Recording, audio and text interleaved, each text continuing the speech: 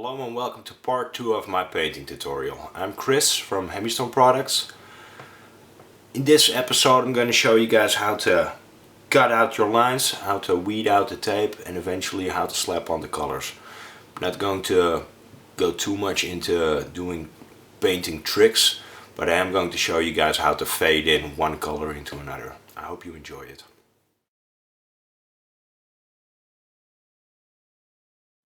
When you're cutting, try to cut the tape in the direction that it overlaps. So you don't want to cut against the overlap. What will happen, especially when you're cutting some thinner lines, if you cut against the overlap, you risk peeling the tape instantly, and you don't want that to happen.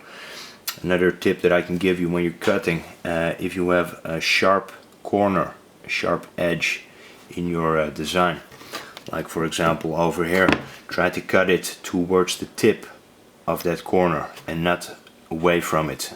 That will also risk the tape coming loose if you do cut away from the corner. So always towards the corner, and if you have an overlap, cut over the overlap in the direction the tape overlaps.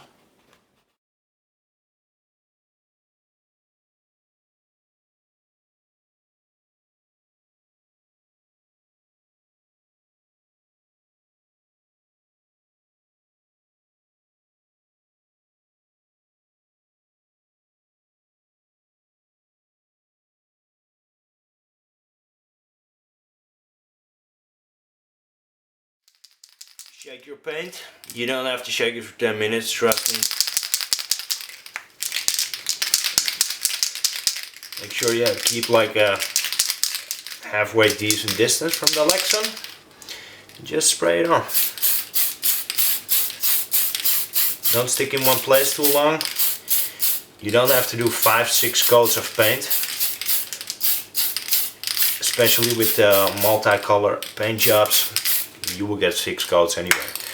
A clear film on the shell is handy, as you can see, because you can instantly tell the result. If there's paint on there, it's fine. Don't worry about it. You're gonna cover it up with more layers of paint as you go through all the episodes of your paint scheme anyway. So 2 layers like this, done. Don't put on any more paint, because it's just a waste of paint. You're going to put on more layers of paint anyway, since you need to fill out these other sections. So in the end the black will appear black.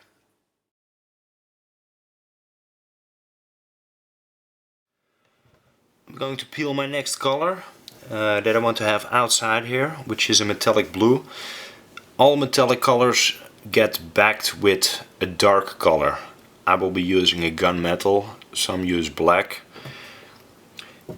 As you can see, it looks like the black didn't cover all of the areas that it needs to cover, but it doesn't matter, because when I turn off the lamp, you will see that it only shows if you have light in the back. And since I expect that you won't be running around with a lamp on the inside of your car, it's good. If it shows, it shows. As you can see, when you use your lamp to peel the tape on, it is really easy to determine what you need to peel out and what needs to stay on.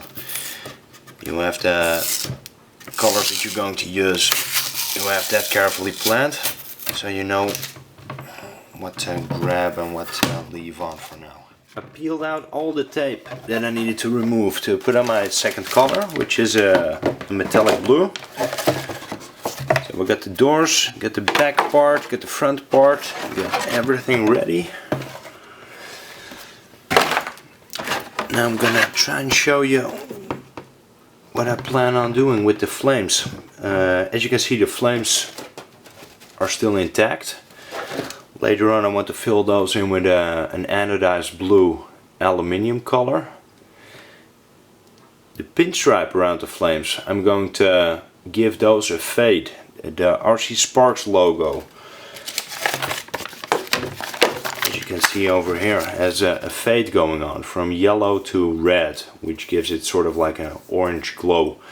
I want to continue that color in the pinstriping of the flames. And on top of that, because I'm afraid that it will get a bit dark otherwise. I want to give the flames all a shadow, and the shadow I'm going to fill in with white. So the shadow is the very last thing that I will paint. First I'm going to do the blue metallic, since that one needs to be backed afterwards. The second thing I'm going to do is the anodized blue aluminium. Then I can back everything in one go. After that I'm going to do those pinstripes, because those won't show through the blue metallic and the blue anodized aluminium color, because they will be already backed at that point. And after that I'm going to put on the white, since the white is the lightest color.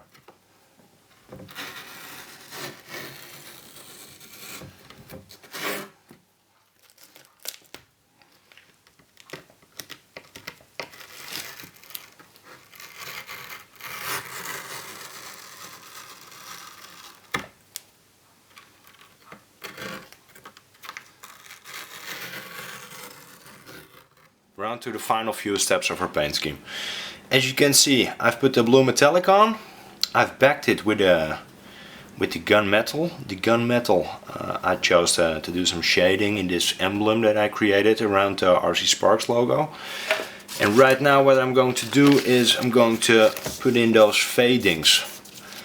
Now, as I don't use an airbrush, just rattle cans, you have to account that you have a bit of a bigger and less controllable spray. So what you want to do is weed out one at a time, and after you have painted them you're going to remask them to make sure that in this yellow part that the red that you're going to put on this side, that it doesn't show through.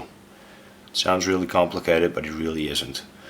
I'll go and paint up one letter so you can see what I'm doing.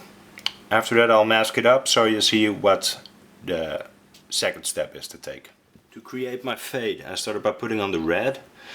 I'm not sure if it shows well on camera, but what I basically did, I sprayed it against this line. That way it wavers out in that direction, and over here is next to nothing. What I'm going to do here, this is where I'm going to apply my yellow. That way I get the exact same fade that they have in the RC Sparks logo. I've put the red in there, I've put the yellow in there. Now I want to protect that fade that I created with some tape. There's no need to really press it down. As long as it's like that, it's fine. I've completed my second part of the fade. As you can see, I blocked off the C. Now, this is somewhat how it should turn out. Right now I'm going to fill in the sparks part and those little wings that are going on over here, so I'm going to cover those two up. First do the sparks, cover that up, then I'm going to do the wings and the additional bits. And then once completed with all the paint down, you should get something like this. And you can see I got a nice fade going on. It's happening in all the right places, exactly as I wanted it. This will just get brighter as I back the rest of the emblem with white. I'm at the final stage of painting, so what I'm going to peel out right now is going to be white. At this point the inside of your shell will look like an absolute mess. Paint everywhere, still some tape left that you need to peel out. Don't worry about the mess, it means that you're making progress and that you're almost done. Now, of course you can use this tutorial to make a Monster Energy paint job, for example, or something that has been seen before. But what I always like to do is to make it a bit more personal. As I explained in the first episode, I'm making this particular body for Aaron at RC Sparks, also known as DJ Medic. He has a tattoo across the arm. If you ever watch the RC Sparks videos, you will have seen that. So I put the signature that he uses in his tattoo, I put that on the back fenders, just to give it that extra personal touch. And I put his face, the emblem that you see appear in the RC Sparks videos when Aaron is driving himself, I put it on the back part. And I think that is just, well, it gives it that little extra. Also, if you paint a shell for yourself, then it's nice to give it a personal touch. Those who watch the RC Sparks channel are also familiar with the truck called Pinky. So what I'm gonna do,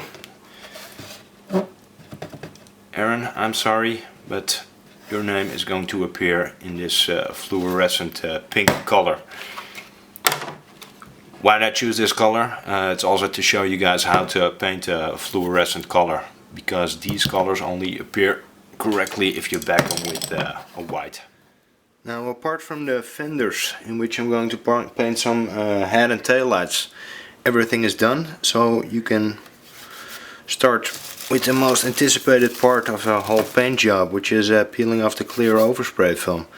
As you can see, it has seen quite some abuse during the paint job. There's paint on there with scuffs and whatnot. So this will be interesting to see.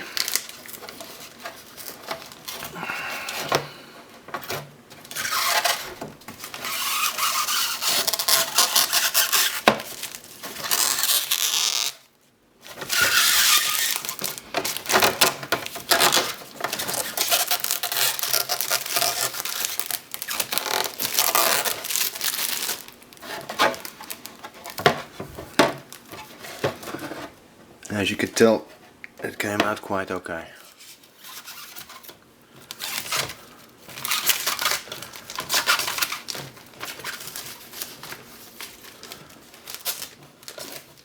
In part 1 of my tutorial I mentioned the use of a comb.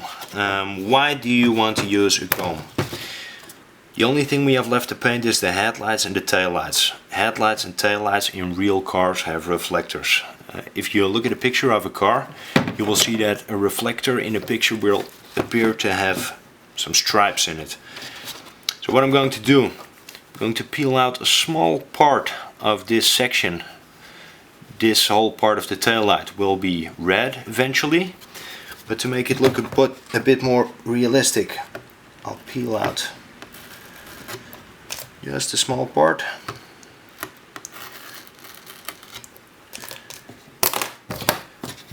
Now against this part I'm going to press my comb, and then I'm going to give it a slight touch of bright silver before I back it with red. So what I'll do, I peel this out. Don't go too big, because then the teeth of your comb, they won't cover the part that you want to spray. Press this against it, spray it with the bright silver, then peel out these 4 bits, so you have that whole red part that you want to see in your taillight. Spray that red, and you will see that those silver bits that you sprayed through the comb, that they will appear to be a reflector. Going to do the same thing over here with the indicator light, but for that part I'm going to use the more coarse teeth of my comb.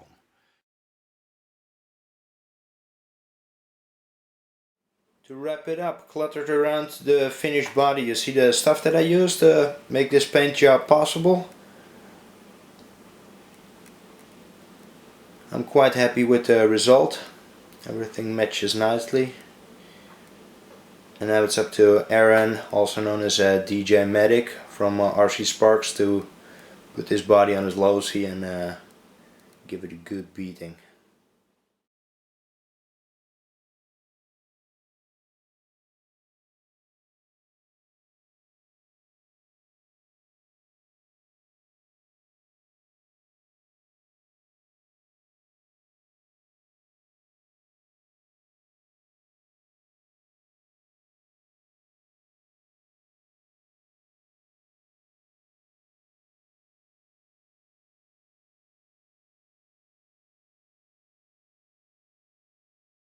I hope you enjoyed watching this tutorial.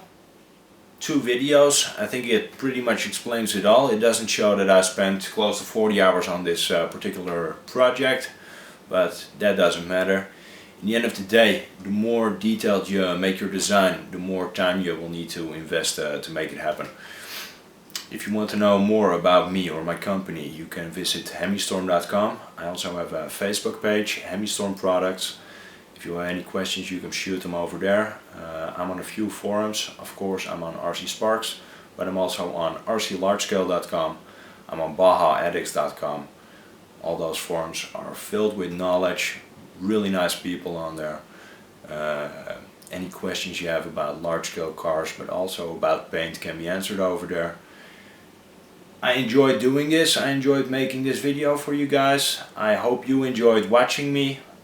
If you did, if you get inspired, if you're gonna start painting yourself, or shoot me a message, leave me a message in the box below. Give me a thumbs up if you like this video. Give me a thumbs down if you didn't like this video, or if you sell airbrushes for a living.